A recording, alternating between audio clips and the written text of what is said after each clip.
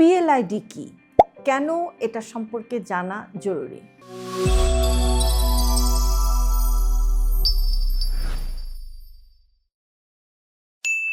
পিএলআইডির abbreviation হচ্ছে প্রোল্যাপসড lumber intervertebral disk, সাধারণভাবে যেটাকে অনেকেই বলে থাকেন স্লিপ ডিস্ক। সবচেয়ে বেশি হয় কোমরের অংশে, কারণ এই অংশে শরীরের ওজনের চাপটা বেশি পড়ে। আমাদের ডিস্ক আসলে কি? মেরুদণ্ডের হাড়গুলোর মাঝে থাকে নরম কুশনের মতো ডিস্ক। ডিস্কের মূলত দুটো অংশ থাকে। বাইরে যে শক্ত রিংটা থাকে তাকে বলা হয় অ্যানুলাস ফাইব্রোসাস, আর ভেতরের দিকে যে জেলির মতো অংশটা থাকে সেটাকে বলা হয় নিউক্লিয়াস পালপোসাস।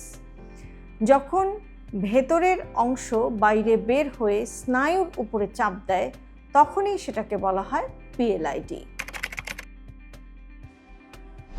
কোথায় বেশি হয়? সবচাইতে বেশি হয় লাম্বার 4, লাম্বার 5 ভার্টিব্রাল লেভেলে, অথবা লাম্বার 5 এবং স্যাক্রাল 1 ভার্টিব্রাল লেভেলে, কারণ এখানেই সবচাইতে বেশি মেকানিক্যাল স্ট্রেসটা পড়ে। কাজেই এই জায়গাগুলো সবচাইতে বেশি এফেক্টেড হয়।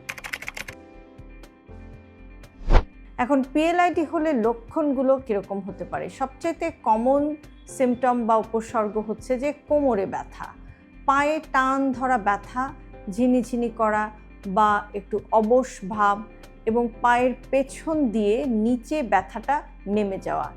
এই পায়ে নামা ব্যথাটাকে অনেক সময় সায়াটিকাও বলা হয়, কারণ স্নায়ুতে চাপ পড়ে বা নার্ভের উপরে চাপ পড়ে। তাহলে শুধু কোমর ব্যথা মানে কি পিএলআইডি? না, মাসেল স্ট্রেন থেকেও কিন্তু কোমর ব্যথা হতে পারে।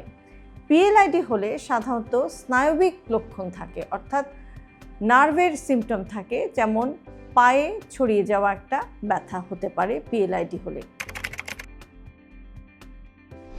কখন বিপদ সংকেত? যদি দেখা যায় যে পায়ে দুর্বল লাগছে, কোনো শক্তি পাচ্ছেন না, হাঁটতে সমস্যা হচ্ছে, প্রস্রাব পায়খানাকে নিয়ন্ত্রণে রাখা যাচ্ছে না, অর্থাৎ আপনার কোনো বাওয়েল ব্লাডার কন্ট্রোল থাকছে না, এবং পায়ের অবশ ভাবটা বাড়ছে, তাহলে এগুলো কিন্তু রাইট অ্যাওয়ে ইভ্যালুয়েশন দরকার বা মূল্যায়ন দরকার। আপনাকে অবশ্যই ডক্টরের সাথে কনসাল্ট করতে হবে। কিভাবে পিএলআইডি নির্ণয় করা যেতে পারে? একটা হচ্ছে যে ক্লিনিক্যাল পরীক্ষা। আপনি একজন ডক্টরের কাছে গেলেন, তিনি কতগুলো টেস্টের মাধ্যমে এটা ডায়াগনোসিস করার চেষ্টা করতে পারেন। যেমন একটা টেস্ট আছে এসএলআর টেস্ট, আর সবচাইতে যেটা নির্ভরযোগ্য ইনভেস্টিগেশন পিএলআইডি ডায়াগনোসিস করার জন্য, পরবর্তীতে ট্রিটমেন্ট এবং ফলো আপের জন্য, সেটা হচ্ছে যে এমআরআই বা ম্যাগনেটিক রেজোনেন্স ইমেজিং। তবে সব ক্ষেত্রে কিন্তু এমআরআই দরকার হয় না। যদি 6 সপ্তাহের বেশি সমস্যা থাকে এবং স্নায়বিক ঘাটতি থাকে, অর্থাৎ যদি নিউরোলজিক্যাল সিমটম থাকে, তাহলে পিএলআইডি ডায়াগনোসিস করার জন্য কিন্তু বা ট্রিটমেন্টের জন্য চিকিৎসকরা এমআরআই বিবেচনা করে দেখেন। এটা আপনাকে খেয়াল রাখতে হবে। এখন পিএলআইডির চিকিৎসা কি? একটা গুড নিউজ হচ্ছে যে অধিকাংশ ক্ষেত্রেই কিন্তু পিএলআইডির চিকিৎসার জন্য অপারেশন লাগে না, কয়েকটা ধাপে ধাপে চিকিৎসা করা হয়। যেমন প্রথম খুব কমন একটা স্টেপ হচ্ছে যে স্বল্পমেয়াদী বিশ্রাম, একটু রেস্ট, অথবা হালকা গরম শেক কিংবা পেইন কন্ট্রোল, মাংসপেশি রিল্যাক্সেন্ট। দ্বিতীয় ধাপ হচ্ছে physiotherapy, core strengthening, McKenzie exercise, নানাবিধ ট্রিটমেন্ট হতে পারে। এবং সম্পূর্ণ বিছানায় পড়ে থাকাটাও কিন্তু কোনো ভালো আইডিয়া না। সম্পূর্ণ বিছানায় পড়ে থাকা ঠিক না। একটা লিমিটেড নড়াচড়া বা নিয়ন্ত্রিত নড়াচড়াটাও কিন্তু খুবই জরুরি। ব্যায়াম পিএলআইডির ক্ষেত্রে কিন্তু গুরুত্বপূর্ণ একটা ভূমিকা রাখে। বিশেষ করে কোমরের পেশি শক্ত না হলে কিন্তু ডিস্কের উপরে চাপ বাড়ে। কাজেই ব্যায়ামও আপনাকে লিমিটেডভাবেই করে যেতে হবে ডাক্তারের সাথে পরামর্শ করে। এবং ব্যায়াম করলে যেটা হয় যে কোর মাসেল শক্ত করা যায়, এবং পিএলআইডি ম্যানেজমেন্টের এটাই হচ্ছে মূল চাবিকাঠি। কখন আপনার সার্জারি দরকার? সার্জারি বিবেচনা করা হয় যদি প্রোগ্রেসিভ উইকনেস থাকে, অর্থাৎ আস্তে আস্তে আপনার পা দুর্বল হয়ে যাচ্ছে এবং কর্ডা-ইকুইনাস সিনড্রোম থাকে অথবা দীর্ঘদিন চিকিৎসায় কোনো উন্নতি হচ্ছে না, এরকম যদি হয় তাহলে কিন্তু চিকিৎসকের পরামর্শ অনুসারে সার্জারির দরকার হতে পারে, সেটা আপনার ডক্টর ডিসাইড করবেন।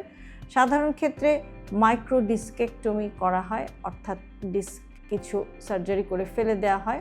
বিভিন্ন ধরনের ট্রিটমেন্ট অপশন আছে। কিভাবে এটা প্রতিরোধ করবেন পিএলআইডি? একটি জিনিস খেয়াল রাখবেন যে আপনি যখন ভারী কিছু উঠাবেন বা ভারী কিছু তোলার আগে হাঁটু ভেঙে তুলুন, কুঁজো হয়ে বসবেন না, একটু স্ট্রেইট হয়ে বসার চেষ্টা করুন এবং ওজন নিয়ন্ত্রণে রাখুন। অনেক সময় দেখা যায় যে আপনার বডি ওয়েট যদি বেশি থাকে, ওজন যদি অতিরিক্ত থাকে, সেটাও কিন্তু পিএলআইডির একটা কারণ হতে পারে। এবং দীর্ঘক্ষণ এক ভঙ্গিতে বসে থাকবেন না এবং ডক্টরের সাথে কথা বলে রেগুলার আপনি কিন্তু আপনার জন্য নির্ধারিত ব্যায়ামগুলো করতে ভুলবেন না। গুরুত্বপূর্ণ বাস্তব কথা হচ্ছে যে পিএলআইডি মানেই কিন্তু আজীবনের ব্যথা নয়। আপনি যদি সময় মতো চিকিৎসা নেন এবং সঠিক নিয়মে ব্যায়াম করেন তাহলে কিন্তু অধিকাংশ রোগী আবার বাস্তব জীবনে ফিরে আসতে পারেন। আমরা যদি এই ডিজিজটা সম্পর্কে একটু জানি বা আমাদের যদি একটু ওরিয়েন্টেশন থাকে তাহলে কিন্তু এই পিএলআইডির মতো একটি সমস্যা, যেটা খুবই সাধারণ একটি সমস্যা, বিশেষ করে বয়স যখন বাড়তে থাকে, তাহলে কিন্তু আমরা এই সমস্যাটিকে নিয়ন্ত্রণে রাখার জন্য আমরা চেষ্টা করতে পারবো। এবং এই ক্ষেত্রে আমাদের লাইফস্টাইল মডিফিকেশনটা খুবই জরুরি। হেলথি লাইফস্টাইলকে জটিল ভাববেন না। আপনার দৈনন্দিন জীবনের অর্থাৎ ডে টু ডে লাইফে যদি আপনি ছোট ছোট পরিবর্তন আনেন, একটু একটু করে চেঞ্জ করেন, সেটাই কিন্তু আপনাকে একটি সুস্থ জীবনধারার দিকে এগিয়ে নিয়ে যেতে পারে। আর সে কারণে আমরা সব ভিডিওতে সবসময় বলে থাকি হেলথি লাইফস্টাইল সিম্পলিফাইড। আজকের ভিডিওটি যদি আপনাদের কাছে ইউজফুল মনে হয় তাহলে অবশ্যই আপনার প্রিয়জনের সাথে ভিডিওটি শেয়ার করতে ভুলবেন না। আর এরকম আরও ভিডিও প্রতিনিয়ত পেতে সাবস্ক্রাইব করুন আমাদের ইউটিউব চ্যানেল এবং ফলো করুন আমাদের Facebook page with doctor Shahnaz Chowdhury.